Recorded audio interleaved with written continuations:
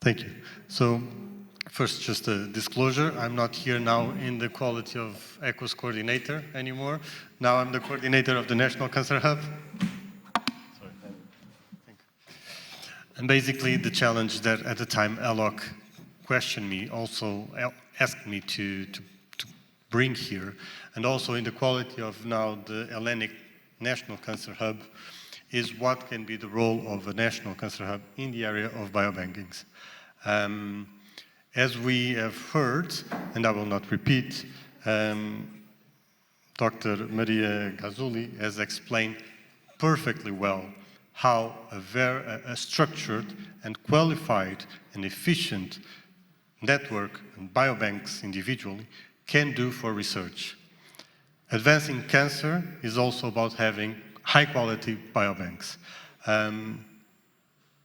Mrs. Sissi Koliva has also expressed how Europe, in this case through the BBMRI, can help us advance our infrastructures, national infrastructures on biobanks, but also the standards.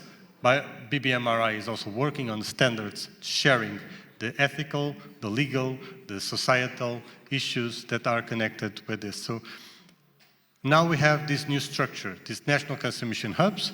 How can we interact or connect both worlds? National Cancer Mission Hubs are a large definition, so it can be about policy, can be about research, health. It's basically making it happen. We already have here a structure that is similar to what I've described for the National Cancer Mission Hubs, but specific for biobanks. How can we collaborate together?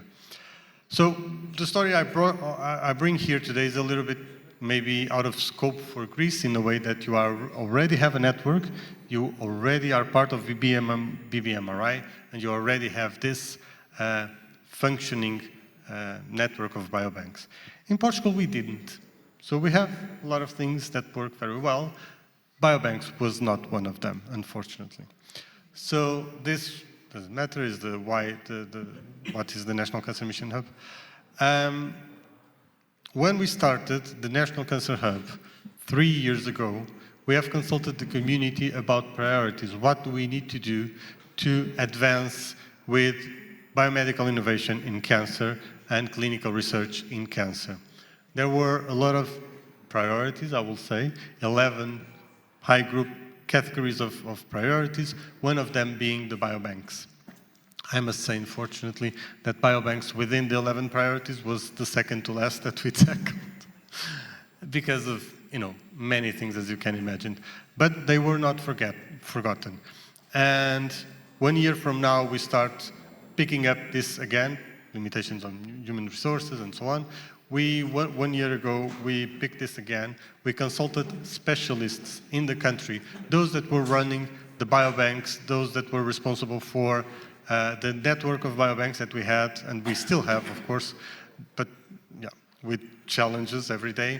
Those that were using samples from biobanks, patients that were donating their samples to biobanks, to understand what could be improved. What were the phases that, for instance, a researcher that wanted to have a sample from a specific sarcoma, blah, blah, blah, phase to get that sample in.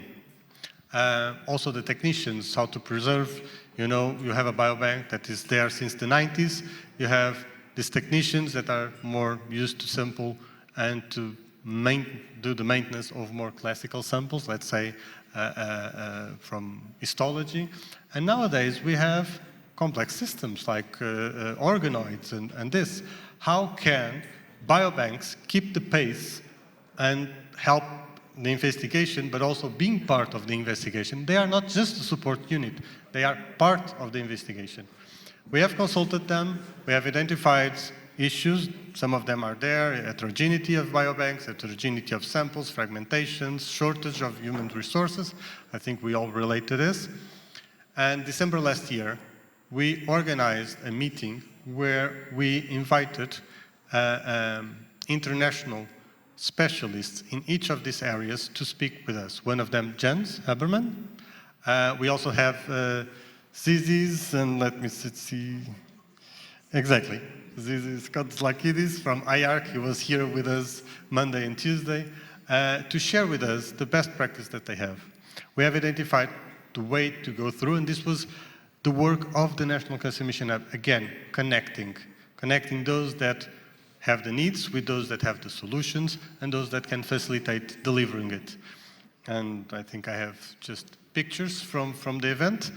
At this same event, of course, the event was the visible part, but it's like the tip of the iceberg. This is what you see, but there is a lot of work done in the backstage. And at this event, ICIP, which is the agency I work for, Agency for Clinical Research and Biomedical Innovation, announced that Portugal would be joining BBMI this year in 2026. Jen was there, very happy, as you can imagine. We also announced, as an agency, a national agency, we have responsibility over the community, the national community. So it was not just talking, we also have and put forward with some money for boosting the biobanking community to move forward. So it will not be much. Unfortunately, we are not a very wealthy agency, but we have some.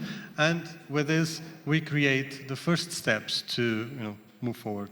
I have also the list of problems, but I don't want to focus on problems, but on the solutions. Now we are doing a green paper with these recommendations, getting it to the ministries, health, research. In the past, we have also involved finance and economics in different aspects, not in the biobanking, so this is also a possibility. So we try to push forward this. And this can be the role of a National Cancer Mission Hub, in this case in Portugal, with our reality. In this case, ΕΛΛΟΚ and Greece, with their reality, they might do something different. But this is what we can bring, for instance, because if now Portugal is part of BBMRI, we are also more connected. We can share samples, we can share knowledge, and we can advance together.